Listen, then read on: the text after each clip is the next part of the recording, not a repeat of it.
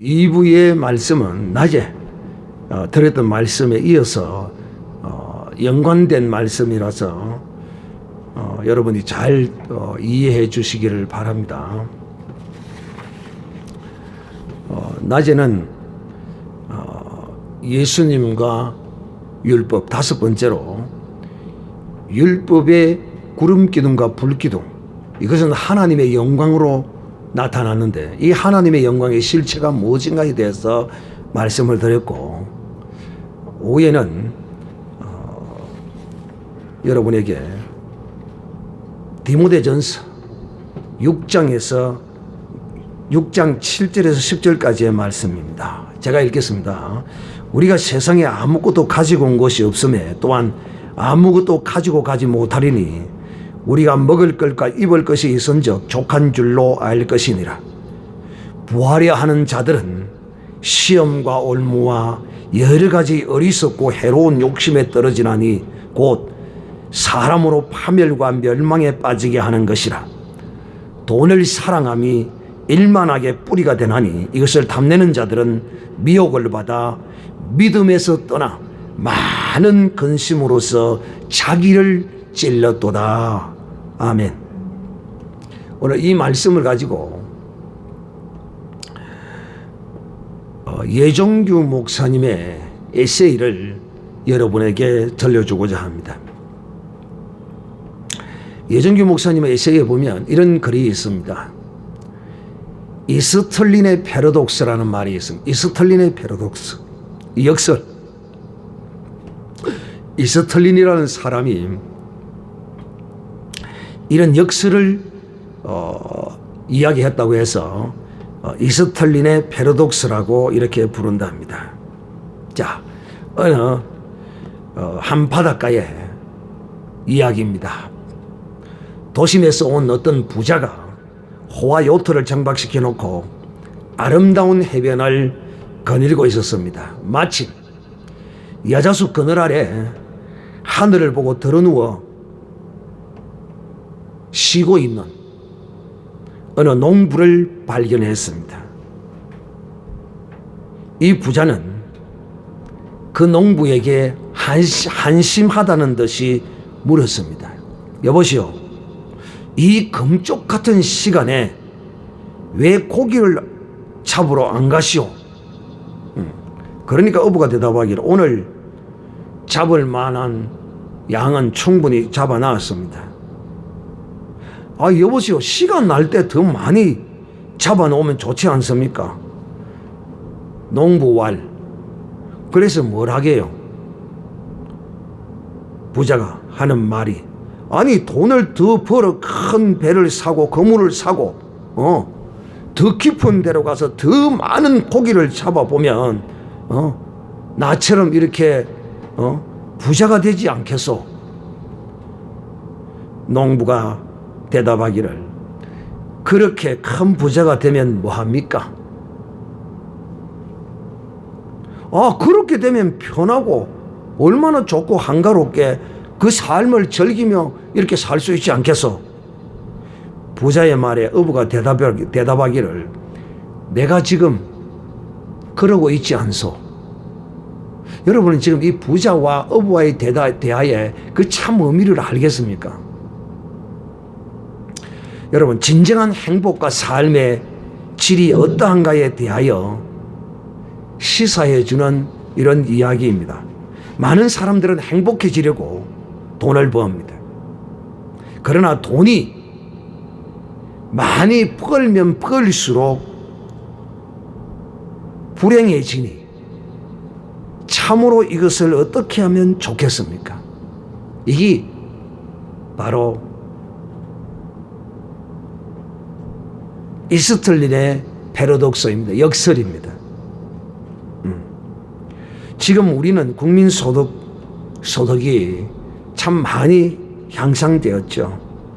근데 이 국민 소득이 향상된다고 국민의 행복 지수가 높아졌느냐 하면 그것이 아닙니다. 1974년 미국의 유명한 경제학자입니다. 이 사람이. 경제학자이며 사학자인 경제학의 창시자로 일컬어지는 리처드 이스틀린, 이 교수는 소득이 높아져도 꼭 행복으로 연결되지 않는다는 논문을 발표하였습니다. 그는 1946년부터 가난한 나라와 부자 나라, 그리고 사회주의 국가, 자본주의 국가 등 30개국의 행복도를 조사하고 연구했습니다. 그 결과 우리 상식과 크게 다르지 않았습니다. 경제적 발전 단계와 사회 체계와 상관없이 소득이 높은 사람들이 더 높은 행복감을 표시했습니다. 그러나 역설적이게도 일정 시점을 지나면 생활 수준이 높아지면 소득 수준이 더 높아져도 행복도가 그만큼 높아지지 않는 납득하기 어려운 현상이 관측되었습니다. 예를 들어 미국이 1971년부터 1991년까지 20년간 1인당 국민소득이 83% 증가했습니다. 하지만 자기 자신이 행복하다고 생각하는 미국인의 수는 이전보다 오히려 줄어들었습니다. 또한 고속 성장을 질주해온 일본의 경우에는 1950년부터 1970년까지 국민소득이 무려 7배 증가했지만 삶의 만족도는 국민소득 최하위권인 방글라데시보다도 못하는 것으로 측정되었습니다. 이러한 모습, 곧 국민 복지를 위해 소득을 높여야 한다는 경제 정책의 목표에 어긋나는 현상을 두고 이를 연구한 이스틀린 교수의 이름을 따서 이스틀린 패러독스, 역설이라고 부른다는 겁니다. 우리나라를 보더라도 옛날 보릿고개를 지내기 어려운 때에는 자살하는 사람이 거의 없었습니다. 그러나 지금은 자살자 수가 하루에 40명을 넘고 있습니다. 교통사고로 죽는 수보다 많다고 이렇게 말합니다. 사랑하는 형제들이요, 참 놀라운 역설이죠. 사람은 행복하기 위해서 돈을 벌고 행복하기 위해서 일하고, 그런데 진정한 행복의 의미는 이런 데서 오는 것이 아니라는 것입니다. 한 가지 더 예를 들어 말씀하겠습니다. 한국전쟁이 끝나갈 무렵에 미군 부대에서 흘러나오는 이런 물건들을 가지고 많은 사람들이 배불렸고 또 거기서 돈을 버는 사람들이 있었습니다. 어떤 부부가 이제 탈취분유를 사다가 끓는 물에 타서 그것을 유리병에 넣어서 목장 우유라는 스티커를 붙여서 팔았습니다. 그 사업이 날로 번창했습니다. 이 부부는 밤을 지새우며 물을 끓이고 빈병을 소독하고 분유를 타서 그야말로 허리가 휘도록 물불을 안 가리고 지독하게 일했습니다. 참으로 억적같이 일한 보람이 있어서 많은 돈을 벌었습니다. 그때로서는 참으로 꿈도 꾸기 어려운 2층 양옥집을 장만했습니다. 이뿐만 아니라 미제 제니스 라디오도 사고 선풍기도 들여놓았습니다. 옷장도 들어오고 책장도 들어오고 침대도 갖추고 이제 아름다운 수로 레이스로 수놓은 커튼도 치고 조명등도 좋은 걸 달고 그야말로 최고의 문화생활의 환경을 조성하고 꾸며놓기 시작했습니다. 그런데 이 예정규 목사님이 지금 이야기하고 있는 겁니다.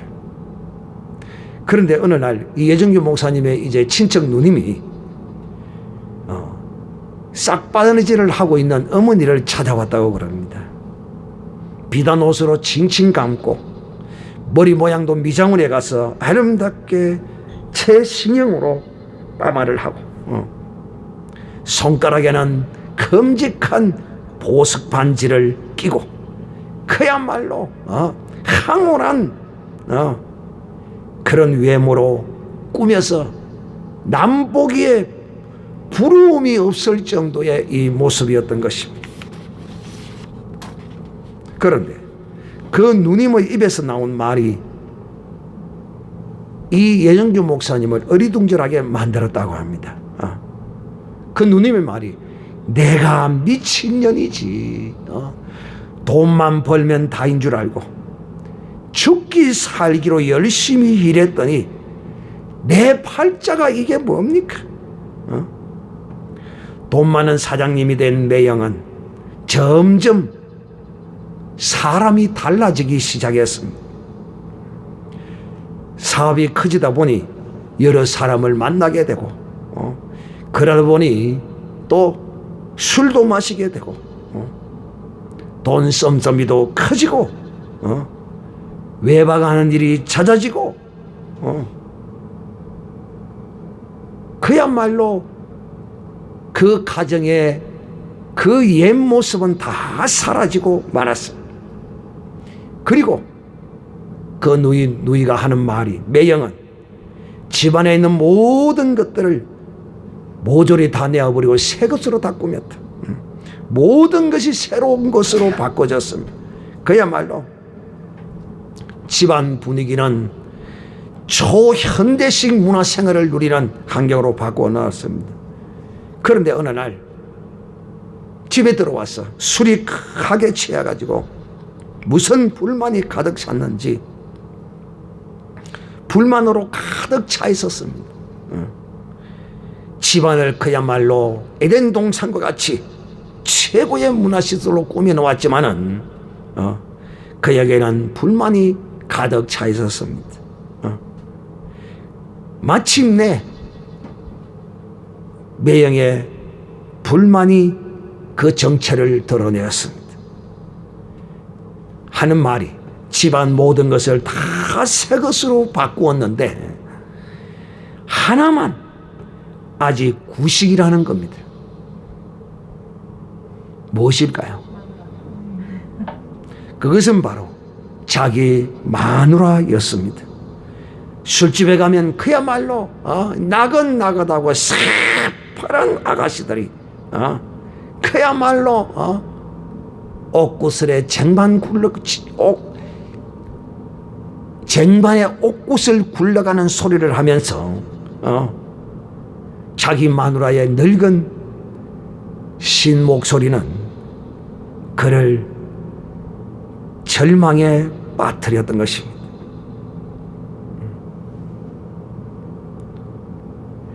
그리고는 한 가지를 이제 바꿔야 되겠다고 선언을 했습니다. 그리고는 이렇게 결단을 내리고는 마누라에게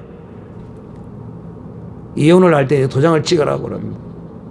나는 절대로 이혼을 하지 않는다고 도장을 찍지 않았다고 그럽니다.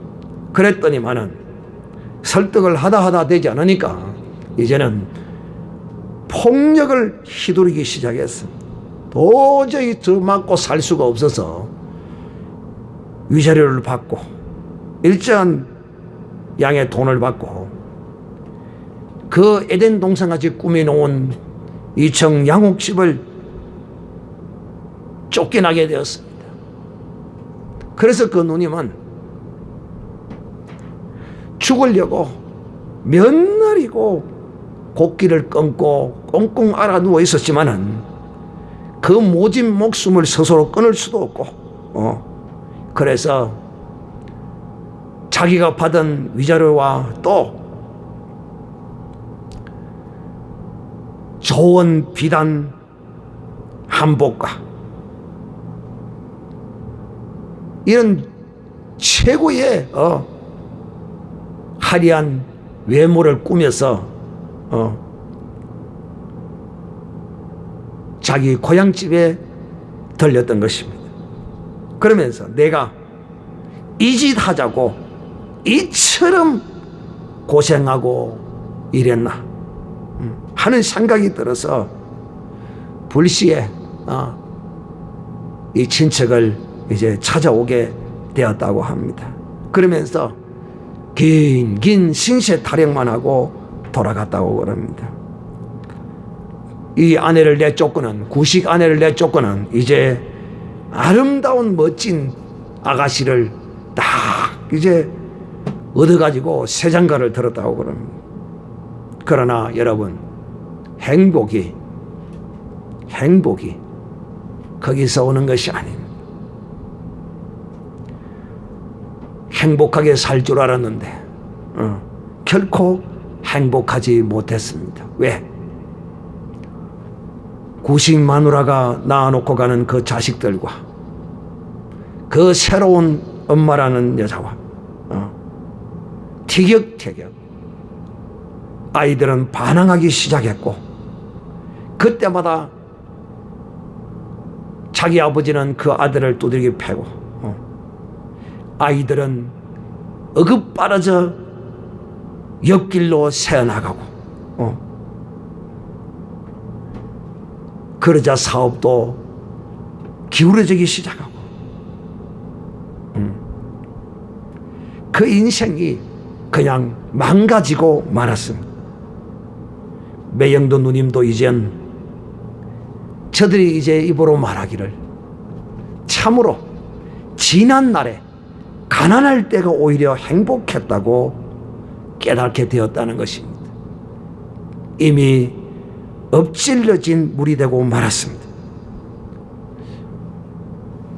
오늘 우리 사회에 가난했을 때보다 불행해진 가정이 얼마나 많습니까? 그것을 알면서도 다시 그 옛날 가난한 시대로 되돌아갈 수 없는 일입니다. 행복해 보려고 목숨 걸고 열심히 일했는데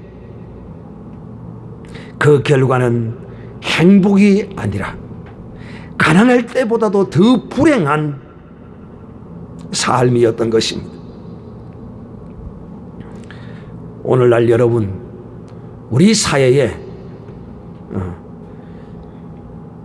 보편적인 사람들의 생각이 열심히 돈 많이 벌여서 좋은 집 사고 좋은 차 사고 좋은 옷 입고 이 세상에 부러울 것이 없는 것을 가지면 행복해질 줄 알고 자기가 가져야 할 참된 것들을 제때 가지지 못하고 누리지 못하고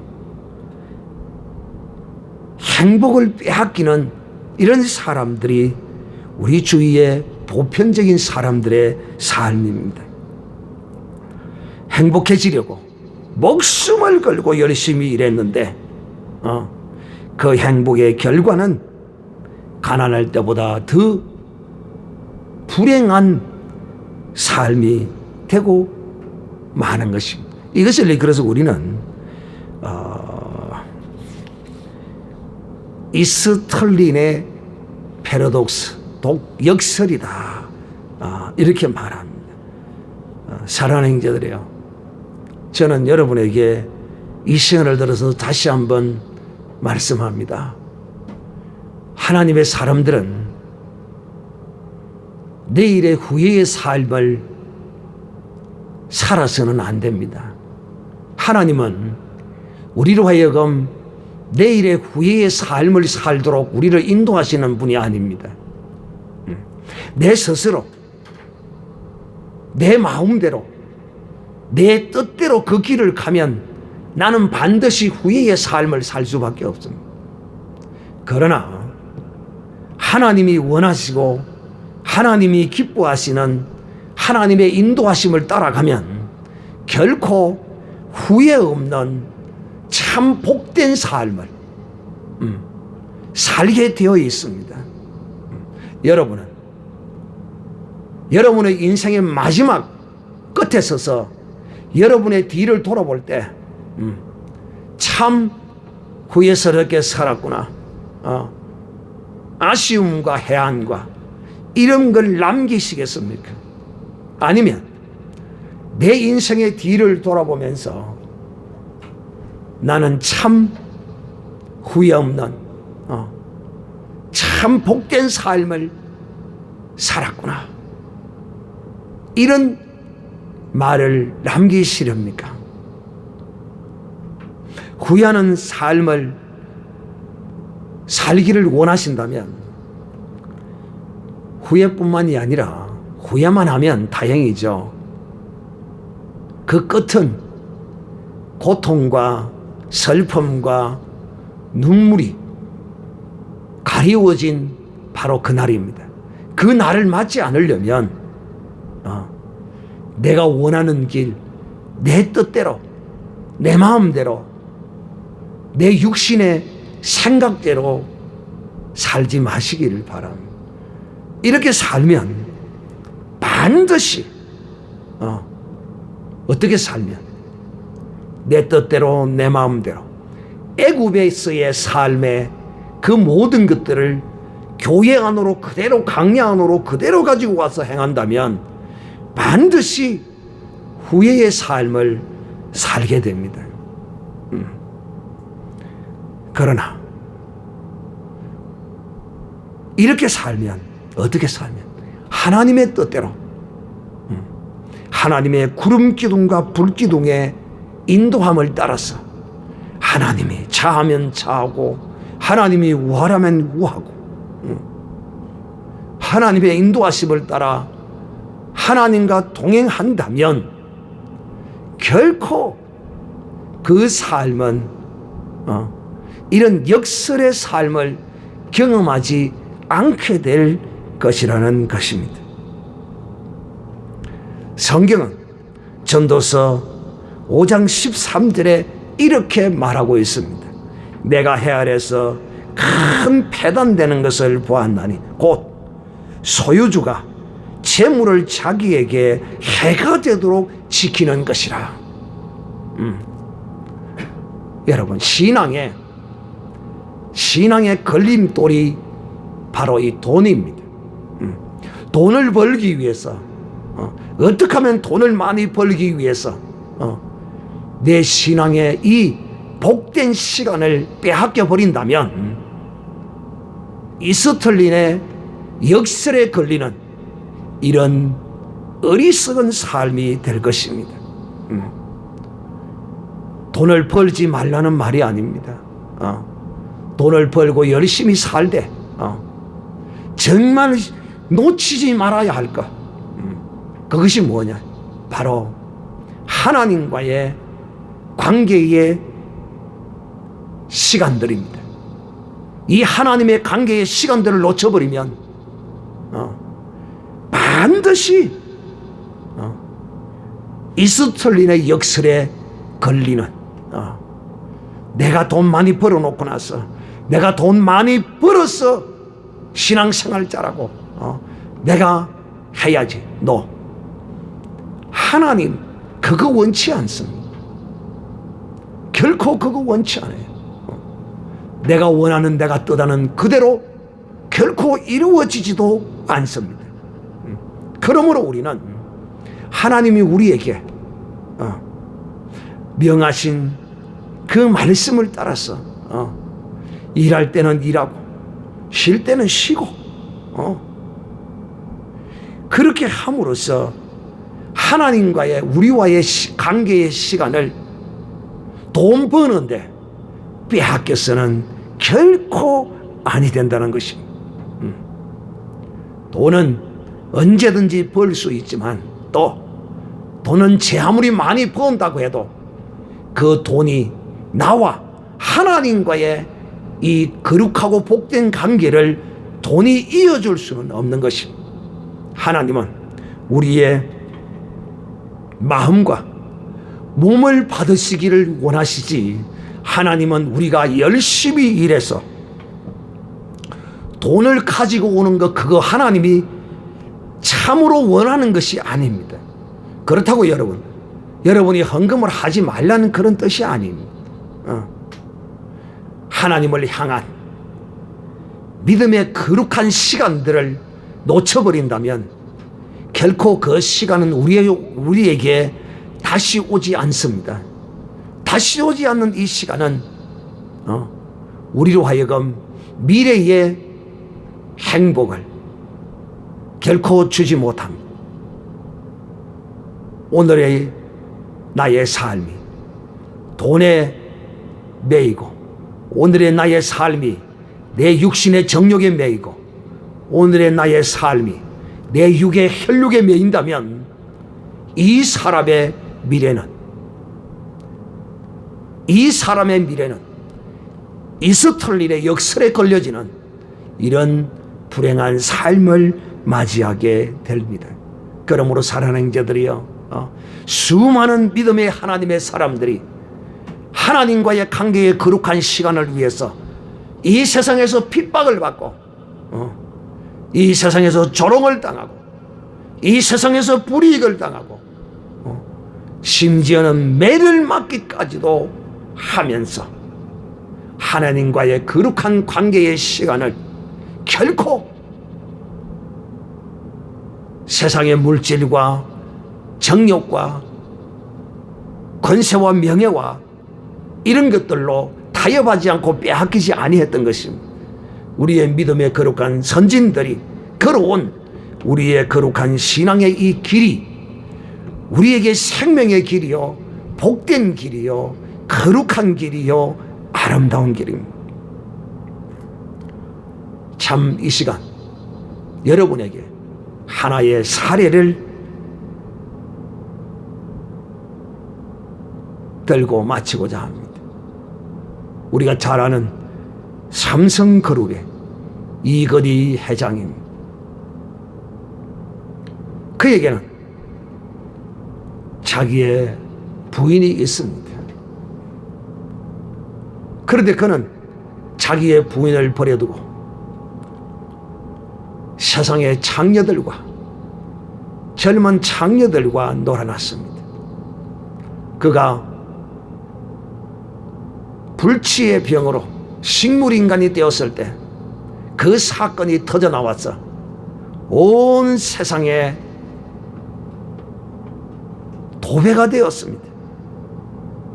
그 왜 그렇습니까? 그는 돈이 많다 보니까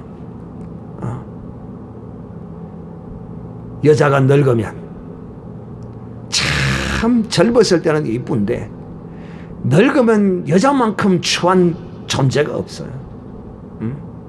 추하기만 한 늙어서 육신이 쪼그라져서 추하기만 하면 괜찮은데 거기다가 일평생을 살아온 똥꼬지까지 거기다 더해지면 정내미가 그냥 다 떨어집니다. 그러나 돈이 없는 사람은 그래도 함께 살고 비록 찌그러지고 늙고 볼품 없어도 데리고 살지만은 돈이 있으니 이제 그것이 싫어. 그래서 마누라는 마누라대로 자기는 자기대로 장녀들을 데려다가 한두 시간 왔다 가는데 500만 원씩 300만 원씩 700만 원씩 퍽퍽 찔러주면서 인생의 마지막을 거짓을 하고 살다가 내 졸중을 맞아서 지금도 병원에서 식물인간으로 지금 누워 있습니다. 여러분, 내 자식을 낳아주었고 그래도 내 젊었을 때에 그 아름다움을 내게 주었고 늙었다고 해서 고집 좀 세다고 해서 내 마음에 좀 들지 않는 짓을 한다고 해서 돈이 있으니까 만약에 돈이 없었다면 그리 했을까요? 돈이 없으면 절대 그리 하지 않습니다. 이건희 회장도 그야말로 이스라엘의 역설에 걸리는 그런 삶이 아니었느냐, 저는 개인적으로 그렇게 생각합니다. 이제 마지막으로 하나 더 이야기를 마치도록 합니다. 어떤 장수가 이제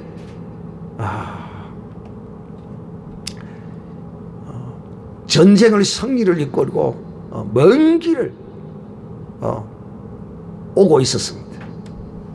그 오는 길에 물이 없어서 목이 엄청 가랬습니다. 그래서 말을 달려서 우물을 향해서 열심히 말을 몰고 쫓아왔습니다. 어느 한 우물가에 탁 섰는데 어떤 중년 여인이 물을 기르고 있었어요. 여보시오, 내가 목이 너무도 마릅니다. 내게 물을 좀 주십시오. 예. 그래서 이 여인이 바가지에다 물을 탁 한 바가지 떠더니만은 장수의 얼굴을 탁 쳐다보더만은 옆에 있는 수양버들나무라고 해요. 그 수양버들잎을 탁 훑어다가 그 물에다가 바가지에다 한 주먹을 탁 띄워서 장군님 드십시오 하고 주셨습니다. 그러니까 이 장군이 아니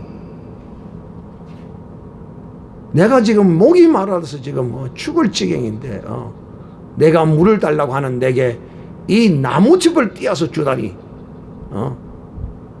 당신이 참으로 내게 무례하다. 그러면서 이 장수가 그 나뭇잎을 입으로 후 불어가면서 물을 마시고 또 한 강국 마시고 후 불고 또 마시고 이제 이렇게 마셨습니다. 그리고는 물었습니다. 왜 내게 이런 짓을 했느냐. 그러니까 이 부인이 하는 이야기, 장군님, 지금 장군님의 모습을 보니 먼 길을 목이 말라서 헐떡이며 오신 것 같은데 그 목마른 장군께서 이 물을 벌컥벌컥 마실 것이 아닙니까? 그래서 제가 이 버들잎을 띄어서 장군께 드린 것입니다. 물에 취하면 약도 없습니다. 여러분, 이런 예화가 오늘을 사는 그야말로 이스털린의 역설에 걸려 살아가는 사람들에게 참 큰 교훈이 되기를 바라는 마음으로 제가 오늘 이 말씀을 여러분에게 드렸습니다. 여러분은 이 신앙은 이스털린의 역설에 걸리게 만드는 것이 아니라 절대 하나님은 우리에게 이런 이스털린의 역설에 걸리기 위해서 우리를 인도하시는 분이 결코 아닙니다. 여러분은 결단코 이스털린의 역설에 걸리는 이런 삶을 결단코 살아서는 아니 되는 것입니다. 하나님이 자하면 자하고 하나님이 우하면 우하고 정말 주의 말씀대로 사람을 향한 긍휼의 눈과 불쌍히 여기는 이런 눈을 가져야 합니다.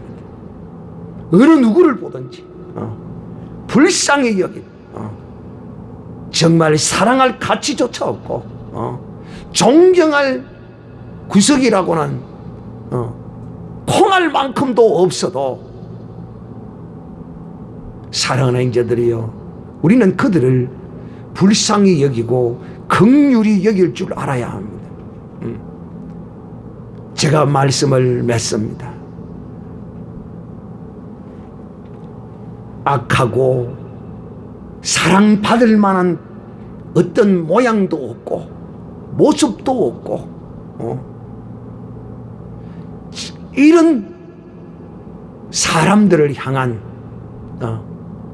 여러분들이 은혜와 진리로 이렇게 행하지 아니하면 그런 사람들에게 사랑받을 만한 자격, 대접받을 만한 자격, 은혜 입을 만한 자격 없는 이런 사람들에게 우리의 주위에 이런 사람 참 많아요. 정말 만정 떨어지는 사람. 오늘도 저 사람 만나고 싶지 않는 이런 사람 얼마나 우리 주위에 많은지 몰라요. 그래도 우리는 우리 속에 하나님의 성령이 임하여 계심으로 우리는 이런 어떤 은혜와 진리로 사는, 은혜와 진리를 나타내는 이런 삶을 살 때 이 스탈린의 역설에 결코 걸리지 아니하고, 정말 우리가 우리의 삶을, 지나온 삶을 돌아볼 때 후회 없이 참 하나님의 인도하심으로 내가 은혜로 살았다는 사실을 고백하고 죽게 들어가시는 이런 복 있는 사람들이 되기를 주님의 이름으로 축복합니다. 우리 찬송하겠습니다.